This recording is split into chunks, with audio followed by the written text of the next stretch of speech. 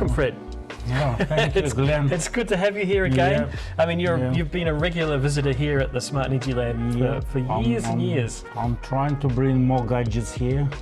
Yeah, we have to improve this lab and keep up to date. Indeed. So we've had Inga team integrated with Pylon Tech. Yep. That's pretty cool.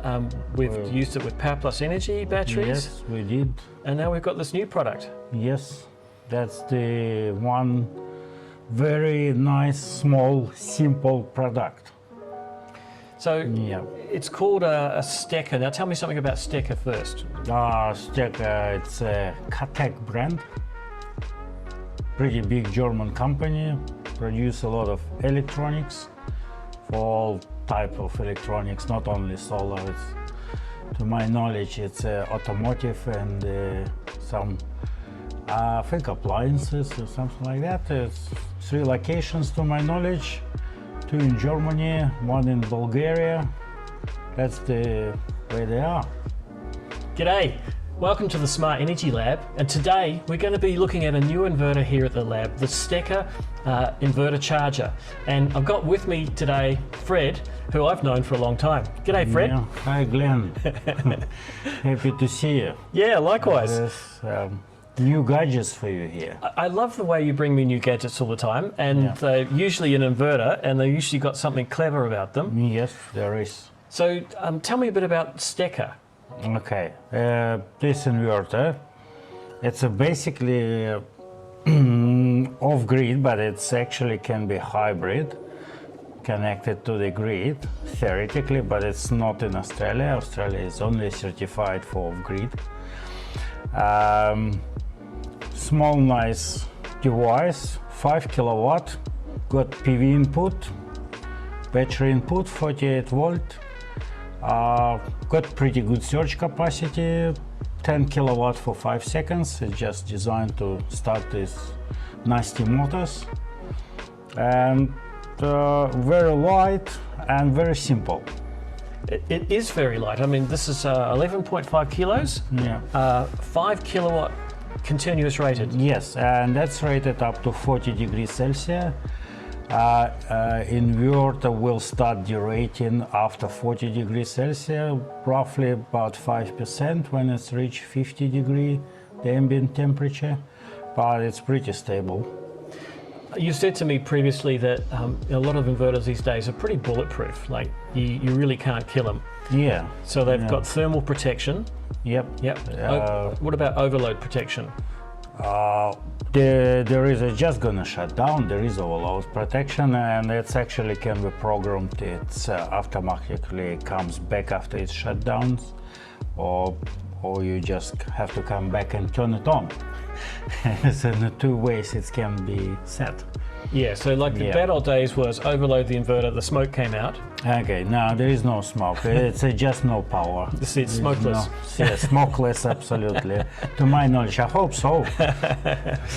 But it's actually more than an inverter charger. You can connect solar panels to this as well. Yes, there is one MPPT.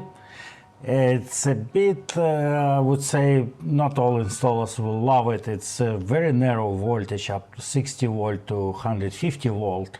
That's mean you have to wire only 3 panels on one string, but it's 80 amp.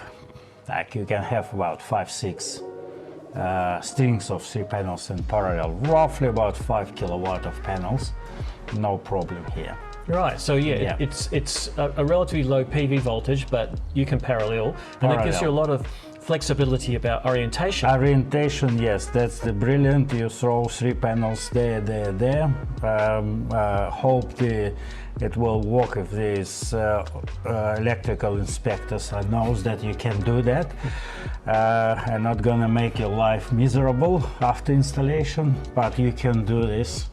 Look, I'm going to be a little bit of a geek here, so a little bit of geeky information for the audience, which is you can actually have strings of panels facing different directions. So all the panels in one electrically connected string must face the same direction, but if you've got more than one string, each string can face a different direction. So you might have some on the east, some on the west, some on the north. And one of the benefits of doing this is you've got a longer production cycle, so you'll get the morning sun, the midday sun, and the afternoon sun. But also just the layout of your roof might be an issue, and it means that if you've got localized shading too, only the few panels in one string that are shaded will be depressed in their performance, the rest will be unaffected. So yeah, it's a really good thing being able to have lots of strings for maximum flexibility. Yeah, and I would say it's not that bad. Panels are really big, and if you have 5 kilowatt panels on this inverter, it's usually only 4 strings or 5 strings maximum. It's not that bad that you have to wire 10-20 strings in parallel. I think it's working pretty well in a lot of areas. So this is a 5 kilowatt single phase inverter. Single phase inverter. Can you do 3 phase with these? Yes, you can do 3 phase. There's actually the parallel or 3 phase kit. That's actually we're going to look at that. This is the 3 phase paralleling kit. Yeah. Right. So this goes inside the inverter. Inside the inverter. Right. And it's got some comms ports on it. Yeah. So you need 3 of these? Yeah, you need each inverter have to have it when you do the 3 phase or paralleling them. And that means you have the primary inverter L1 that synchronizes L2 and L3. Yes, yes. It's actually, I want to say some interesting thing. You can parallel up to 9 of them in one phase. And when I was asking the Catech, what if one fails? They said, it's just keep working the rest of the inverters. The system not going to stop. I asked them, if the master inverter fails, what's going to happen? They said the system will generate new master inverter and keep working.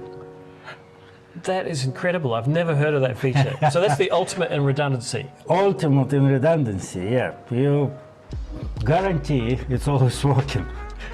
Yeah. The only thing better would be hot swappable, but it's got wires you've got to screw in. Yes, but you can have 9 inverters and lose any one of them, and you've still got plenty of power. Still get plenty of power. So yes.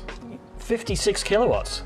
Yeah, 56 kilowatts. With over 100 kilowatts of surge. Yeah. That seems amazing out of this little box here. This little box here, yes. Now, what about with batteries? If you've got 9 of these, do they need to connect to just one battery bank? Yeah, one battery bank. Yeah, you just do it from one battery bank. Could you spread it across multiple battery banks? I'm not sure. I didn't think about this question, but I have to ask Catech, the Steca, if there is any issues with that. But I suspect we can. Because if they're all running in parallel, they'd all be using the batteries at the same rate. And the same rate, yes. Yeah, it would make for, because the maximum cable size, I think it was 35 mil. Yeah. So that would be a limiting factor if you've got 9 of them. We probably can. I didn't look in that thing. I was thinking about that if we start paralleling the batteries. But I'm pretty sure with the power and tech, how they're paralleling working, we can spread that between. That's more redundancy. Even if the one battery bank failed, it's still gonna go over this. Yeah. So 9 on a single phase. What about 3 phase? 3 phase allow up to 6 inverters per phase, and you can vary the number of inverters per phase. If one phase need more inverters than another one, you can do that as well. Like you can have only 2 inverters on one phase and 6 inverters on another phase. Wow! That is exactly flexible as well. So it can do unbalanced load support. Unbalanced load support, yes. Now, this is actually really topical because one of the challenges with a 3-phase inverter is it's really 3 single-phase inverters. So you got let's say you got a 12 kilowatt 3-phase inverter. It's really 3-4 kilowatt. 4 kilowatt. Yeah, and so if your house has one 3-phase load, which is say your aircon, and everything else is single-phase, you could actually have enough inverters on the L1 to supply all your single-phase loads, and then just a smaller single Steca on L2 and L3 for your aircon Yes. and still have three-phase. Yeah. Oh, that is really an amazing feature. Yeah. I've never heard of it before. Yeah. You do bring some of the best toys, you know. Yes, it's a good toys here. Yeah. So yeah. let's put some numbers on that. 6 per phase, 3-phase, 5 kilowatt inverters. That's 90 kilowatts 3-phase Yeah. with 180 kilowatt surge. Surge capacity. Yeah. So those nasty motors will turn. Yeah, they will. They will definitely. I'm pretty sure. Yeah. Now I see it's got a screen. So you've got some display that you can read. So, you know, normal things like power. Yeah. It's from that point of view, it's very, very simple. There is no monitoring for this device. You have to come to the screen and do this stuff. Everything is cut to the very, very minimum. I think this really budget unit and does allow a lot of stuff, but at the same time there is less to fail. I don't know, but it's made in a really, really simple way. This is your screen. This is all your monitoring, nothing else. Yeah. And all your programming just here. That's it. Right, so you don't need a laptop. No, you don't need laptop. You don't do laptop. It's just the only laptop can be used with this device if you need to upgrade the software. Right. That's the only way you can use laptop. There is nothing else you can do on it. So now you've got people probably quite excited about this. Where can they get one? From me, for example, I think there's number of DPA solar. I've got them. I of course supply them, and I really don't know who else. It's a probably question to Dean from Steca, how he managed all that supply. But you can call me, and I can put you in touch with the Steca directly, or anyway, we can arrange that supply. That's the. I think this is a case where I'll put in the description below links to where these can be purchased in Australia and New Zealand possibly. And Yeah. So the unit itself, I think we should open it up and have a little look inside, shall we? Yeah. Okay. Let's do it. Let's do that. Yeah. Okay, we can. What we've got here.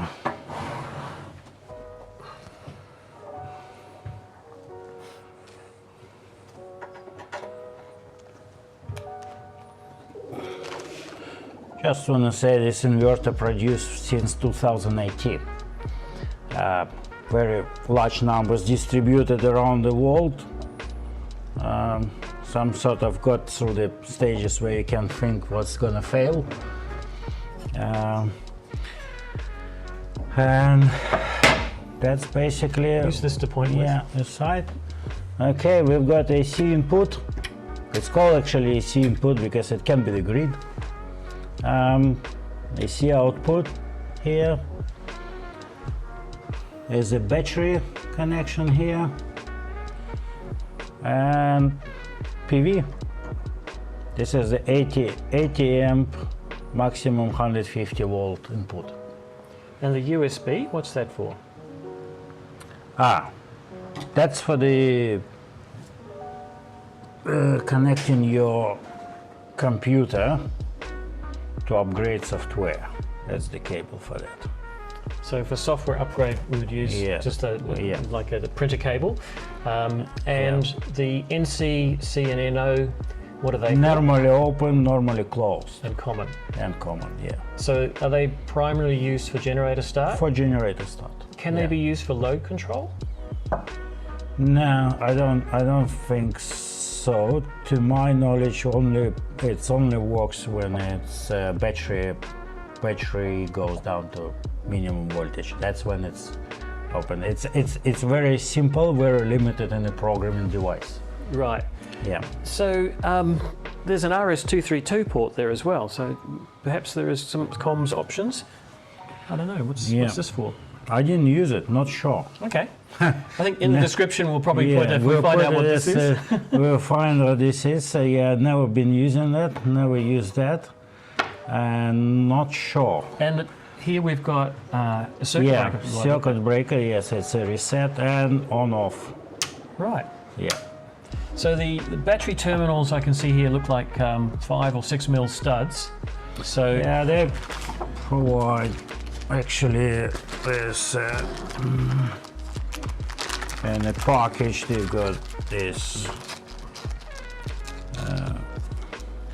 the lugs. well, I think I gave you the wrong cable size. That looks like 50 mil. Yeah, that's what they're given. Yeah, cool. So I thought it was 35, but yeah. yeah. So that's where the battery port's coming in here. Yeah. Yep. And it goes onto a lug. So it's got a plus and a minus.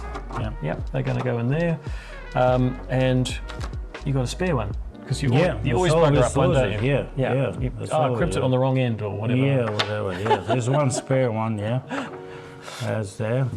So I noticed it's got cooling fans. Yep, I think it's like a forced cooling system. There is no heat sink really, Yep. and it's keep pushing the fans up all the time basically. Yep. Yeah. Now, because in Australia we have 4777 for grid connected systems capable of paralleling with the grid, but quite a lot of inverters can be configured not to parallel, just to use the grid like a generator. Yeah, that's the how this one is really working. It would be using grid as a generator. It's got 40 amp pass through. It's actually can pass the power through that. Right. Yeah. So for those who are familiar with our grid protection standard 4777 Part 2, the new 2020 edition Appendix M actually applies to standalone inverters that are capable of running independently of the grid, but it's also can be the grid as a supply to a standalone inverter. It just can't parallel with the grid. It can't export energy back to the grid. And so it means that it probably, I just want to check with your safety regulator for your state, but you may well be able to use these on grid as a emergency backup system because, you've got the grid as a alternative charging source, you've got solar as your primary energy source, and you've got a battery as well. You've really got the best of all worlds there. And with that switch control, that could enable calling on the grid for support. Yeah, actually, yes. As yeah. soon as the battery goes down, you can use the contactor. With a contactor. Use Yeah. the contactor. Great. I'm loving this. So I'm looking forward to getting these installed. We've got 3 of them here. So Yes, we're gonna share them. We're gonna either make 3 phase or parallel them on one. Whatever, whereas you need more power, we just make this laboratory working well. Well, I'll tell you what, I've just bought a 15 kilowatt 3-phase heater. Oh yeah, okay. And that's 15 kilo. That's gonna do that. Yeah, probably. because it gets cold in here in wintertime. Oh yeah, it is. It is. So it's going to be blowing some nice warm air down here in the middle of winter when you come back from your tropical paradise. Yeah. Yeah. I'm not coming in winter here. No. No, only in summer. Yeah. All right, I think Just one thing. I think this Yes. one is going here. We have to remove that plate. I and see. I have to put this in. Right. That's what it is. I haven't done this yet. Yep. That's going to be first experience for me. Really excited to try it. It looks pretty straightforward. There's just 2 screws here, and this board comes out. There's a small plug. Let me just show the audience so they can see this. There's just a small plug in there that would be disconnected. I don't know if you can. Can you point to it? Probably. Let me just turn the camera so I can get this in a better position, so we can see down I there. think we need to remove this plate. There's a cover. Yep. And Hang on. yeah. Do it again. So Yeah, we just need to remove this plate and disconnect something. I'm not sure about that. We will see that. And they just So there's 2 plug plugs it. that Yeah, would be 2 plugs. disconnected. This one and this one, or 3, and this one. Yeah. And there's 2 screws in the front here that we just undo. Then this little board pops out, which gives us access to the board mounting point below. Mounting point below. And then that means we can install this underneath. Yeah. Yeah, gotcha. Yeah, cool. I think it's time for a high five. Well, Well, Fred, this is exciting. I'm really looking forward to building my 15 kilowatt three-phase Yes. system to heat this cold room. Yes, I'm looking forward to that. Let's get into it. Okay, Yes. off we go. Off we go.